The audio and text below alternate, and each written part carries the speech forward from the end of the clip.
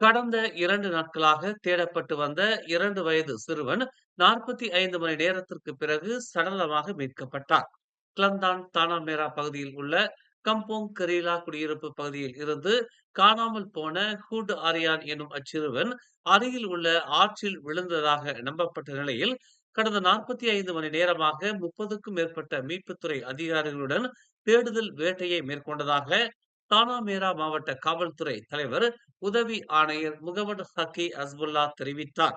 காணாமல் போன சிறுவன் வீட்டின் முன் விளையாடிக் கொண்டிருந்ததாகவும் அவர் பாட்டி வீட்டில் இருந்து வந்ததாகவும் தெரிய வந்துள்ளது.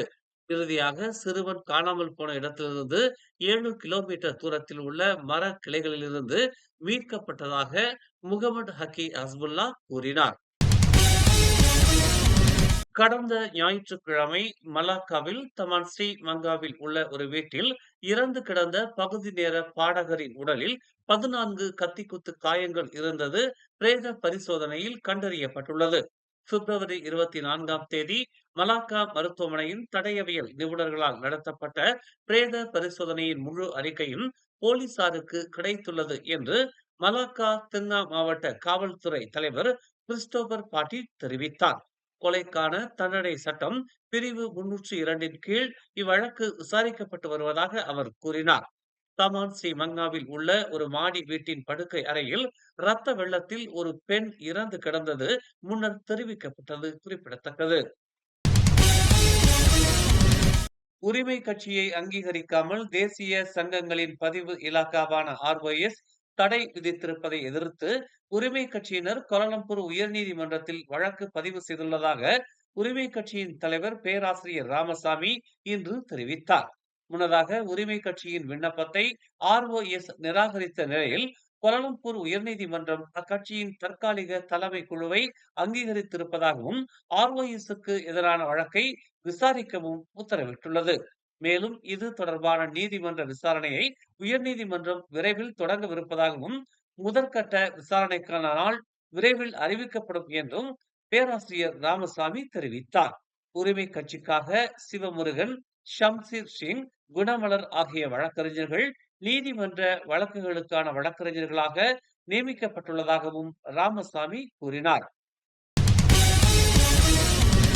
நேற்று இரவு கிளந்தானில் உள்ள தும்பாட் சாலையில் 200 கிலோ போதைப் பொருளை காவல்துறையினர் பறிமுதல் செய்தனர்.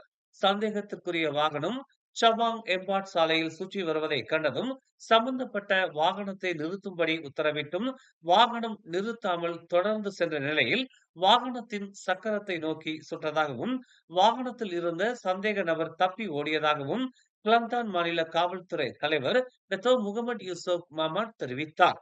வாகனத்தில் இருந்து 200 கிலோ ஷாபு வகை போதைப்பொருள் கண்டெடுக்கப்பட்டதாகவும் அதன் மதிப்பு 64 லட்சம் ரிங்கிட் என கணக்கிடப்பட்டுள்ளதாகவும் அவர் கூறினார்.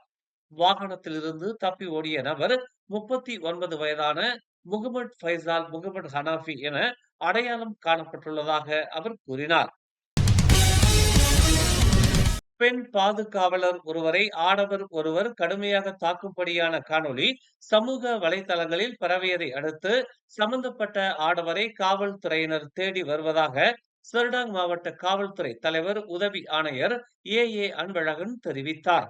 நேற்று பிற்பகல் 1:30 மணிக்கு பாதிக்கப்பட்ட உள்ளூர் பெண் போலீசில் புகார் அளித்துள்ளதை அன்பழகன் உறுதிப்படுத்தினார். பண்டார்புத்ரி பூச்சோங் பகுதியில் உள்ள அடுக்குமாடி குடியிருப்பில் பாதுகாவலராக பணிபுரியும் 32 வயது உள்ளூர் பெண்ணிடம் நள்ளிரவு 12:30 மணிக்கு சந்தேக நபர் தனது காதலை வெளிப்படுத்திய நிலையில் அதற்கு அப்பெண் மறுப்பு தெரிவித்ததால் ஆத்திரமுற்ற ஆடவர் அவரை மடிப்பு கத்தியால் காயப்படுத்தி அங்கிருந்து தப்பி ஓடியுள்ளார். பின்னர் அவ்வாடவர் மீண்டும் அதிகாலை 3:30 மணிக்கு வந்து அப்பெண்ணை சராமாரியாக தாக்கிய நிலையில் உடன் இருந்த மற்றொரு பாதுகாவலர் அதனை தடுத்துள்ளார் என்று அன்பழகன் விளக்கமளித்தார். பாதிக்கப்பட்ட பெண் பாதுகாவலருக்கு சிராய்ப்பு காயங்கள் ஏற்பட்ட நிலையில் மருத்துவமனையில் சிகிச்சை பெற்றதாகவும் சந்தேக நபரை காவல்துறையினர் தேடி வருவதாகவும் அன்பழகன் கூறினார். சுற்றுலா கலை மற்றும் கலாச்சாரத்துறை அமைச்சர் தியோங் கிங் சிங்கிற்கு எதிராக கொலை மிரட்டல் விடுத்ததற்காக பண்ணை தொழிலாளி ஒருவருக்கு மஜிஸ்ட்ரேட் நீதிமன்றம் 3000 வெள்ளி அபராதம் விதித்துள்ளது. தியோங்கை குற்றவியல் ரீதியாக மிரட்டியதாக குற்றம் சாட்டப்பட்ட லிம் சாய் செங் என்ற 36 வயது நபர் குற்றத்தை ஒப்புக்கொண்டதை அடுத்து மஜிஸ்ட்ரேட் ஐனா அசாரா அரீஃபின் இந்த அபராதத்தை விதித்தார். அபராதத்தை செலுத்த தவறினால் 6 மாதங்கள் சிறை தண்டனை விதிக்கப்படலாம். பிப்ரவரி 18ஆம் தேதி மதியம் 1:37 மணியளவில் தொலைபேசி அழைப்பு மூலம் இக்குற்றத்தை செய்ததாக லிம் மீது குற்றம் சாட்டப்பட்டது. ஊழியர் வருங்கால வைப்பு நிதியான இபிஎஃப் நாளை பிப்ரவரி 28ஆம் தேதி முதல் மார்ச் 2ஆம் தேதி வரை அதன் ஆன்லைன் சேவையில் தடங்கல்கள் இருக்கும் என்று அறிவித்துள்ளது. நாளை மதியம் 1 மணி முதல் தடங்கள் ஏற்படும். சேவைகள் திட்டமிட்டபடி மீண்டும் தொடங்கும் என்று இபிஎஃப் உறுதியளித்துள்ளது மற்றும் இந்த சிரமத்திற்கு வருந்துவதாகவும் தெரிவித்துள்ளது. குறிப்பிட்ட நாட்களுக்கு பிறகு சேவைகள் இயல்பு நிலைக்கு திரும்பும் என்று எதிர்பார்க்கப்படுகிறது. வேலைவாய்ப்பு மோசடி கும்பலால் பாதிக்கப்பட்டதாக சந்தேகிக்கப்படும் மொத்தம் 60 மலேசியர்கள் பிப்ரவரி 22ஆம் தேதி மேற்கொள்ளப்பட்ட நடவடிக்கையில் கம்போடிய அதிகாரிகளால் மீட்கப்பட்டதாக வெளியுறவுத்துறை அமைச்சு தெரிவித்துள்ளது. கம்போடியா தாய்லாந்து எல்லைக்கு அருகில் உள்ள போய் பெட்டில் ஆன்லைன் மோசடிகளை குறிவைத்து மீட்பு நடவடிக்கை மேற்கொள்ளப்பட்டதாக அமைச்சு உறுதிப்படுத்தியது. கடந்த திங்கட்கிழமை தாய்லாந்தில் இருந்து நாடு திரும்பிய மியான்மரில் வேலை மோசடி சிண்டிகேட்டுகளால் பாதிக்கப்பட்ட 15 மலேசியர்களை கொண்ட மற்றொரு குழுவிலிருந்து இந்த குழு வேறுபட்டது என்றும் விஸ்மா புத்ரா தெளிவுபடுத்தியது. மேலும் செய்திகளை தெரிந்து கொள்ள தமிழ் மலர் நாளிதழை பாருங்கள். எங்களோடு இணைந்திருக்க மலர் டிவியை பதிவு செய்து கொள்ளுங்கள். உறவுகள் மகிழ்ந்திட விருப்பம் மற்றும் பகிர்வு சேவையை சொடுக்கிடுங்கள்.